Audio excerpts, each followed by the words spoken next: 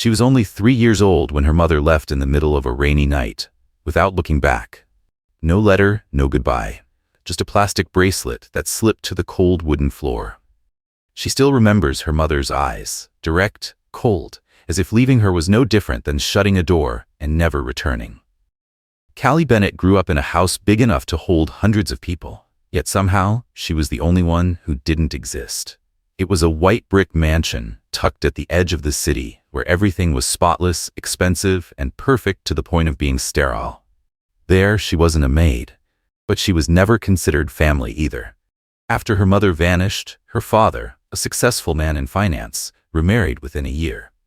The new woman, Alyssa, walked into Callie's life with a razor-thin smile and eyes that swept over her like she was appraising a piece of worthless inventory. From that day on, she officially became the nameless shadow inside her own home. Alyssa never had to scream in Callie's face to tell her she wasn't welcome. She showed it in quieter, sharper ways, moving Callie's room to the windowless attic, barring her from family dinners, refusing to buy her a uniform when she reached high school age. Callie understood. She didn't need permission to learn. She simply was not allowed. Her father, he didn't hate her. He was just very good at staying silent, especially when Alyssa spoke. Callie's more suited to scrubbing floors than holding a pen, Alyssa once said lightly to a guest. Ever since, not a single relative or family friend ever asked about Callie's education again. They only looked at her with pity laced with disdain, then turned away as if staring too long might infect them with her supposed failure. But Callie did not break. In the dusty attic, she found an old laptop with a broken keyboard. She took it apart, piece by piece, replaced the keys, reinstalled the operating system using an ancient disk she found in the garage. She spent nights tinkering, learning how to code, studying finance, digging into balance sheets and market algorithms. Instead of friends, she had books. Instead of classrooms, she had YouTube and digital forums. She didn't need anyone to tell her she had value. She would create it herself. Callie had never gone to high school, never been on a field trip, never worn a prom dress, or had a proper birthday. But she knew exactly how a company could collapse if it mismanaged cash flow. She could write a script that auto-analyzed the stock market, and she could do it all with a laptop that had no battery, one that only worked while plugged in. Inside Callie was a single purpose: find her mother. She didn't resent her mother, not anymore. But a question still ached in her chest, one that had never found an answer. Why did you leave? Was it because I wasn't enough? Or because you never wanted me in the first place? She knew that to find that answer, she needed money, enough to be free, to go anywhere, find anyone. And to do that, she had to become better than everyone who had ever looked down on her. There was a time Alyssa asked why she spent all day hunched over that broken computer. Callie didn't respond. She only smiled.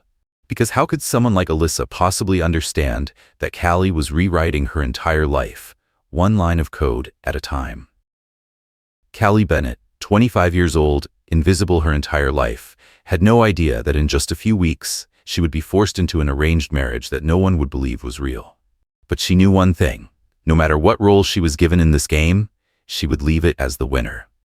Callie still wasn't sure if she was truly being invited to the negotiation table, or if she was simply a pre-priced asset. Her father, Mr. Bennett, sat across from Mr. Miller in a discreet dinner on the top floor of a private restaurant where no outside voices could intrude, and power always came before emotion. One was a wealthy man, the other an influential one. They were not discussing family, they were discussing a merger. Callie isn't the demanding type. She'll know how to protect the family's image, her father said, while Callie sat a few tables away, gripping her glass of water like it was the last clean thing she could hold on to. Mr. Bennett's corporation needed capital. Meanwhile, Grayson Miller, the young founder of a rapidly rising medtech company on the verge of IPO, needed something money couldn't simply buy: stability. Family. Marriage. Credibility. Grayson had never met Callie. He only heard that she was a quiet girl, well-behaved, obedient, and wouldn't interfere with business. The description sounded less like a person and more like a perfectly manicured bonsai. Beautiful, silent, easy to place in any corner of a room. He agreed. Not out of interest, but out of exhaustion. Exhaustion from parental pressure, shareholder expectations, and speculative headlines. A clean marriage, no feelings, no scandal, no risk, sounded like too good of a deal to refuse. Callie didn't ask questions. She didn't object. Everything was finalized in less than 3 weeks. The wedding was held in a small church in the suburbs. No press, no notable guests, no laughter, no flowers. Her stepmother, Alyssa, claimed she was too tired to attend. Her father arrived an hour late and signed the marriage papers the way he would sign a land contract. Callie wore an off-white wedding dress that wasn't tailored to her, the sleeves a little loose, the hem too long. Her hair was neatly combed, no jewelry, no flowers. She didn't look in the mirror that morning. She didn't need to. Even if she did, it wouldn't change her role in this performance. Grayson arrived exactly on time, neither late nor early.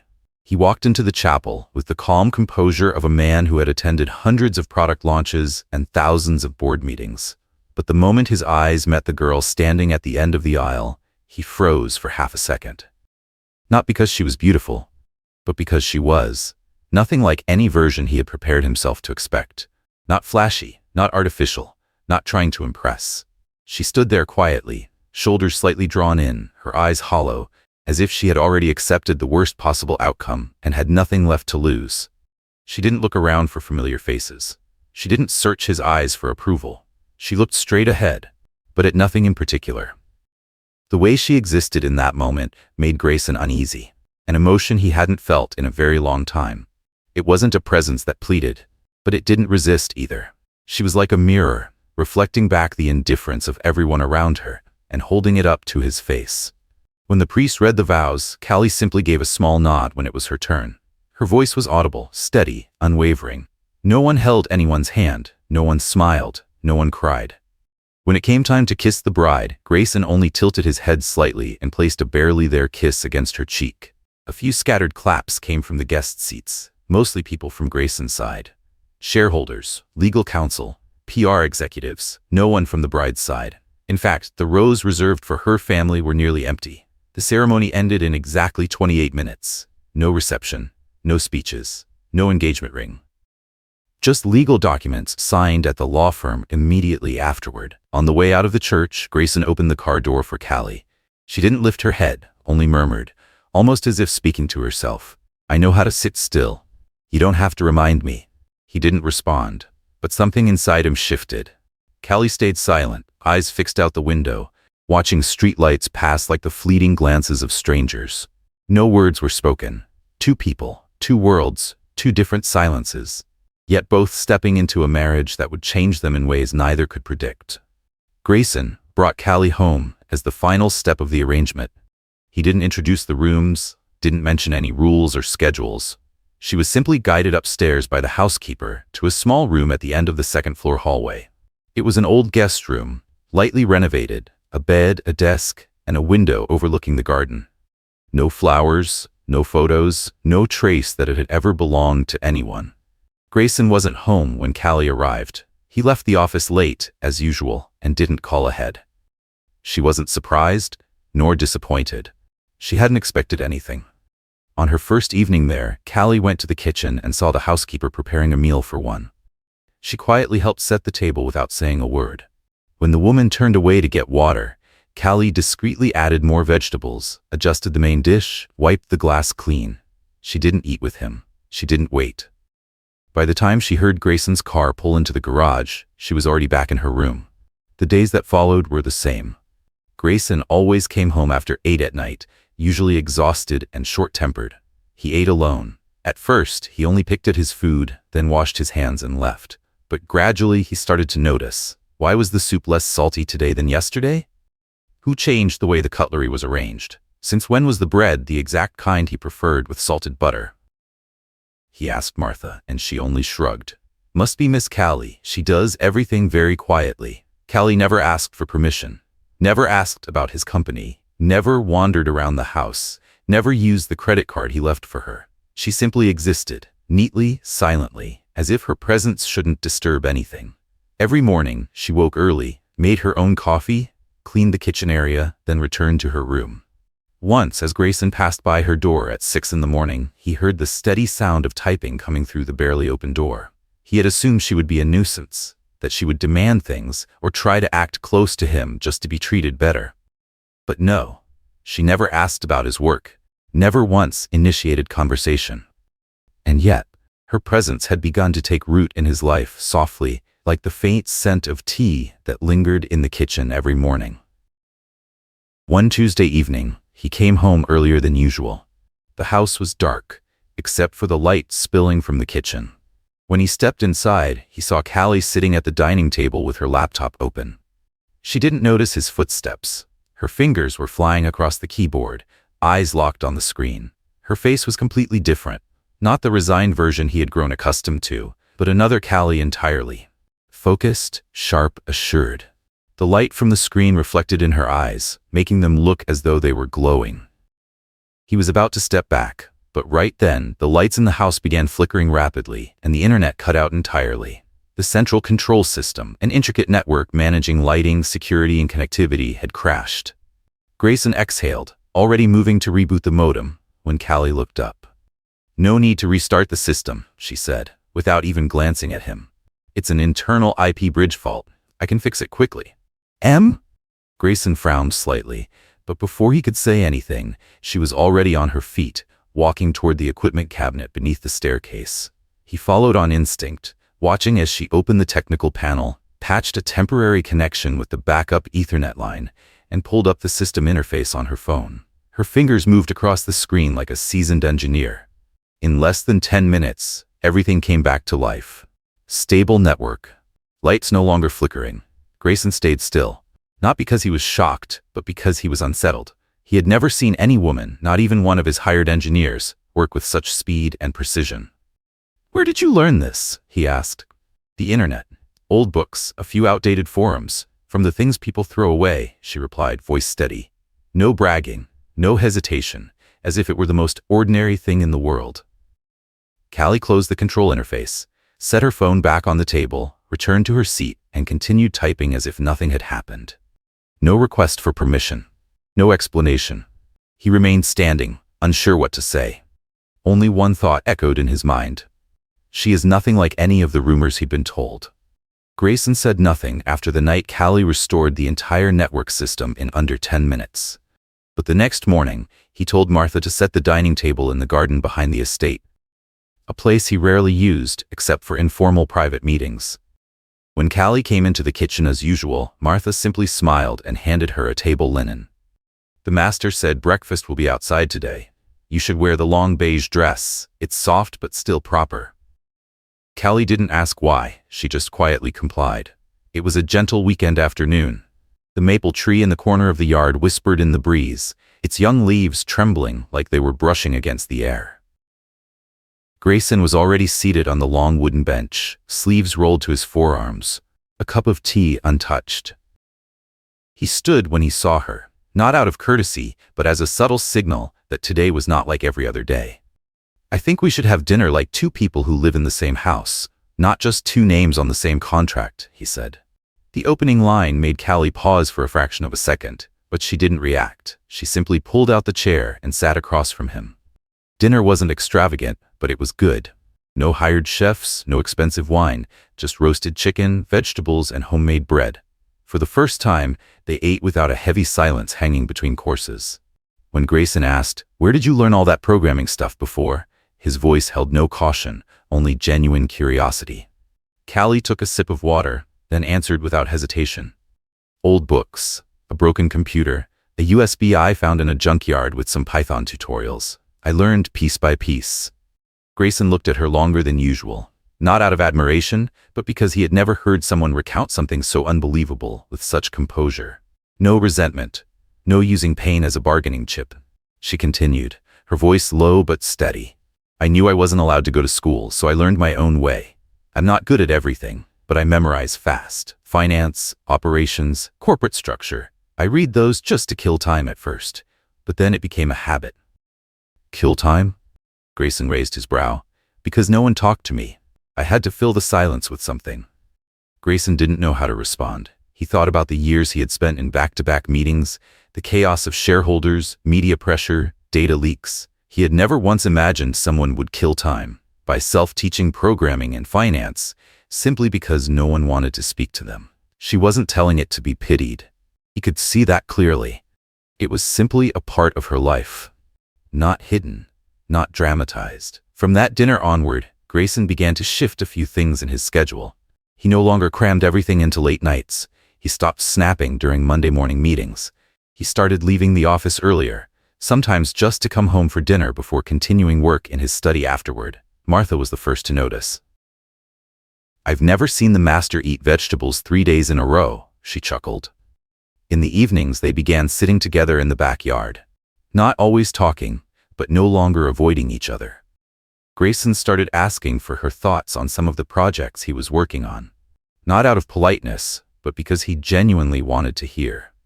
One time, while reviewing an expansion plan for a suburban hospital management system, Callie calmly pointed out that their maintenance cost per site was inflated by 23% due to a fragmented server infrastructure. Grayson blinked. "You spotted that just by looking at the budget file?" "No.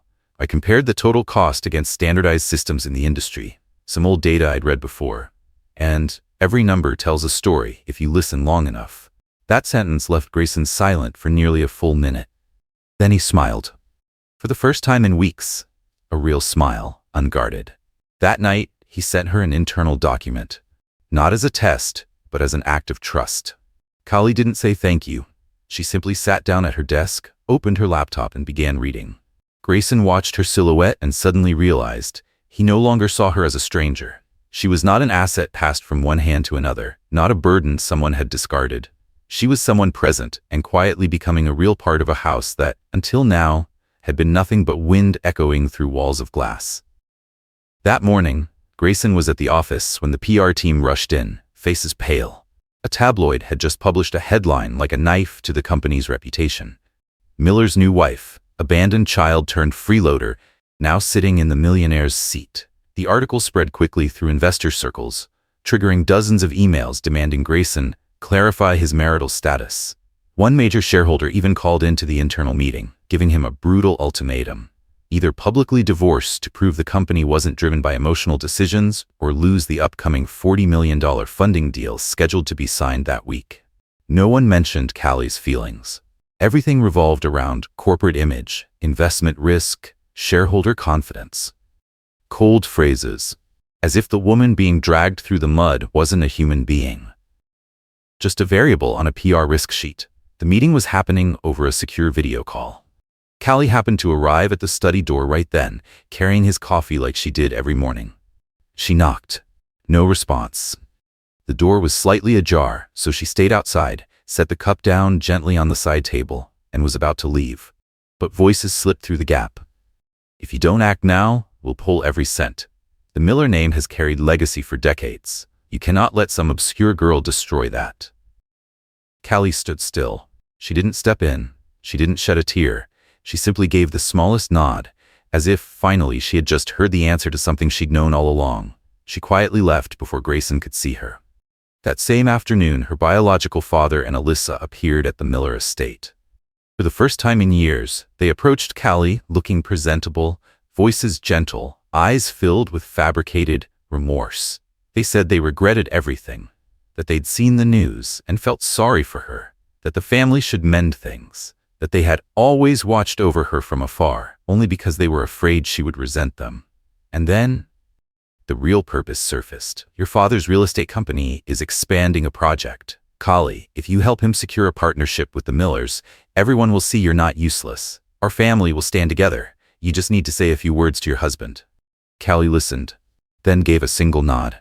No argument, no questions. "I don't blame anyone," she said slowly. "It's just, I no longer need people who never needed me." And she closed the door. Grayson returned home near midnight. He didn't turn on the lights, but the moment he stepped into the foyer, he saw a small suitcase placed beside the stairs. Callie was sitting on the floor, quietly packing her notebooks. No panic, no noise, as if she were simply doing something she had already decided long ago. He approached, voice sharp.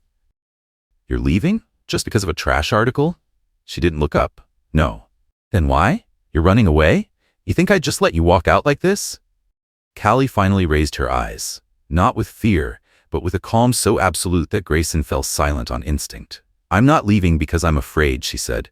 "I just don't want to stay somewhere I become a burden all over again." No raised voice, no defensiveness, no pleading, just the truth. A truth that made Grayson's chest tighten, as if someone had gripped it from the inside. Not anger, not embarrassment, but the realization that something in him had just been exposed, something he had avoided facing all along. He had never once asked Callie if she felt safe in this house. For the first time, Grayson had no words to counter her. Callie zipped her suitcase, not in a rush, not hiding. And for the first time since their wedding day, Grayson understood. If she walked out of that door, he wouldn't just be losing a name on a marriage certificate. He would be losing something he hadn't even realized he had. Until this very moment. Callie didn't run away. She didn't disappear. She simply moved to a one-bedroom apartment in an old apartment complex about 20 minutes from the city center. No cleaning service, no prepared dinners, no one reminding her to sleep early or eat properly. But at least, every single thing she did was for herself, not to keep anyone else satisfied. She took a part-time job at a young tech company where people wore t-shirts and Bluetooth headsets all day. No one knew she was Grayson Miller's former wife. They only knew she was Callie, the one who handled back-end code cleaner, more logically, and faster than anyone else on the team. She took the bus to work, carrying homemade coffee and a foil-wrapped sandwich. At night, she cooked for herself, read finance books, sometimes opened her laptop to build small features for ideas no one had asked for yet. No one called, no one interrupted, and no one demanded she be anything other than herself. Meanwhile, the Miller estate sank into a heavy silence. Since the day Callie left, Grayson had not eaten a single dinner at home. He skipped after-hours events, buried himself in work, tried to fill every empty space with unnecessary meetings. But one emptiness refused to be filled. The kind that came when he stepped into a kitchen without the scent of freshly baked bread, when he opened the fridge and nothing was arranged by color, when he came home and no one had quietly brewed coffee in advance. Martha was the only one brave enough to say it outright. "This house isn't missing anything," she said, clearing the dinner table for the third time that week with no one sitting at it. "But it's no longer a home." Grayson stayed silent. He didn't react, but inside, he knew she was right. A week later, he asked Martha, "Do you know where Callie is?" She looked at him, long enough for him to almost lose patience, before finally replying, "I do. But I won't tell you, not unless you promise you won't go to her as someone with authority, but as someone willing to listen." "You think I'm going to save her?" "She doesn't need you to save her," Martha said. "She just needs you to listen." It took Grayson nearly a month to ask himself what he truly wanted. Then, one softly raining afternoon, he stood in front of that small apartment door. No flowers, no gifts, just a file folder in his hand, and a silence inside his chest. Callie opened the door. She wasn't surprised, but she didn't invite him in right away. She stood in the doorway, waiting. He held out the folder first, like a man coming to negotiate, not apologize. "If you were one of my shareholders," he said, "what would you do to keep this company alive?" She looked at him. Not with the coldness she had the night she left the estate, nor with softness, but with the eyes of someone willing to listen, if the truth was real enough. "Come in," she said. They sat at the small dining table by the window, beside a cactus and a half-finished glass of water. No background music, no candles. Yet the air wasn't tense. They talked like two partners. Grayson laid every problem the company was facing on the table. No sugarcoating, no concealment. Callie questioned every detail, took notes in her notebook, then offered insights he hadn't seen coming. She didn't blame him. She didn't bring up the past. She treated it purely as work. As if they had never been married, just two people who met under strange circumstances and realized they could collaborate. "Have you ever considered that this company won't die because of the media?" she asked, "but because you don't trust the people trying to help you?" Grayson didn't respond immediately, but he knew she was right, and he knew if anyone could make him see that, it would be Callie. That night, he didn't ask her to come back, and she didn't offer. But as he stood to leave, Callie said just one light sentence. "If you want to talk again next time, you don't have to knock 3 times. A week after their first meeting at the small apartment, Grayson sent Callie an official email. No flowery language, no flattery. Just a clear, direct proposal. He wanted her to be the financial technology advisor for the company's restructuring of its healthcare network. A major project, one that required someone who understood the system deeply but wasn't trapped in old ways of thinking. He wrote, "I need someone who can see what the reports can't," and he believed Callie was that person. She read the email 3 times before replying. Her response was concise. I accept, but I will work as an independent partner, not representing any role beyond my technical expertise. No thank you. No mention of personal history, and certainly no intention of moving back into the Miller estate. Grayson didn't object. He understood it was necessary. Callie wouldn't return as someone persuaded. She would only come back if she chose the reason and the timing herself. And this time, he was willing to wait. They began working together more frequently. The meetings took place in a secondary office, one free from board members and their hollow advisory remarks. Grayson sat on one side of the table, Callie on the other. At first, everything was tense. She challenged him directly, cutting in without hesitation whenever he overlooked a critical detail. And he didn't yield either, countering, questioning, occasionally frowning at proposals that sounded impractical. But from the middle of those fierce debates, they started laughing. Over a stupid code bug, over a chart with the wrong axis, over him forgetting a deadline and her having to scold him like a legitimate project manager. In between technical discussions, they began talking about things outside of work, about ridiculous client habits, about a dish he once called nonsense, but was now addicted to, about how she could read a full financial report in 5 minutes without a calculator. Grayson no longer said her name like he was unsure if he had the right. He said, Callie, the way one would address an equal. And she, still composed, no longer avoided his eyes. On a night of heavy rain, they stayed at the office later than usual. The printer jammed, system alerts wouldn't stop, and they ended up sitting against the sofa in the break room, each holding a cup of cold tea. Grayson watched the rain outside, then spoke softly, almost a whisper. I used to think you were fragile. Seeing how you stayed quiet, how you never fought back, I thought you accepted everything because you had no strength to resist. Callie didn't answer right away. She looked at him for a moment, then turned away, her voice calm. I grew up where no one believed I could do anything. If I resisted, they called me rebellious. If I stayed silent, they assumed I was weak. But at least in silence, I stayed myself. Grayson turned to her, and for once, his gaze wasn't sharp like during their confrontations. It was steady, almost grateful. You're the only one who stayed composed when everything around me was falling apart, he said. I used to have a strong team, advisors, investors, all my so-called trusted people. Yet when things shook, only you stayed, quietly, and did the right thing. Callie met his eyes, for the first time without any guard. Because I don't need to be believed to know I'm right, she said. I just need not to betray myself. They sat there in the rain, with nothing but understanding and respect between them. No one mentioned feelings, no one brought up the past, and yet that made the space between them closer than it had ever been. When Callie finally stood up, Grayson asked only one question, with no pressure, no expectation. Tomorrow, will you be free? Yes, she replied, without turning back. If you need me for the right reason. 1 year later, on an afternoon with no stage lights, no camera flashes, no imported lace wedding gown, Grayson and Callie were married again. No one forced them. No one stood behind them pushing. No one calculated how this would improve corporate image or stabilize post-crisis media perception. Just 2 people, a real promise, and a small wedding by the sea, with the wind in Callie's hair instead of spotlights on her face. Grayson took her hand, not like the first time when he held it for the sake of formality. This time, he held it firmly, as if it were the first time he truly understood that the way to keep someone is to let them be themselves.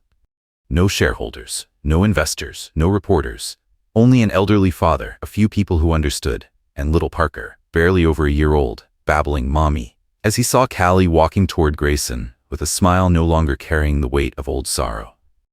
They left the Miller estate. That house was no longer meant for them. They bought a smaller home near the sea, about an hour from the city.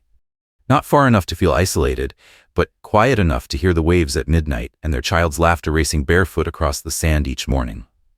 Life wasn't extravagant, but nothing had to be hidden anymore. No roles to perform. Callie worked from home, still an independent advisor for tech and finance projects.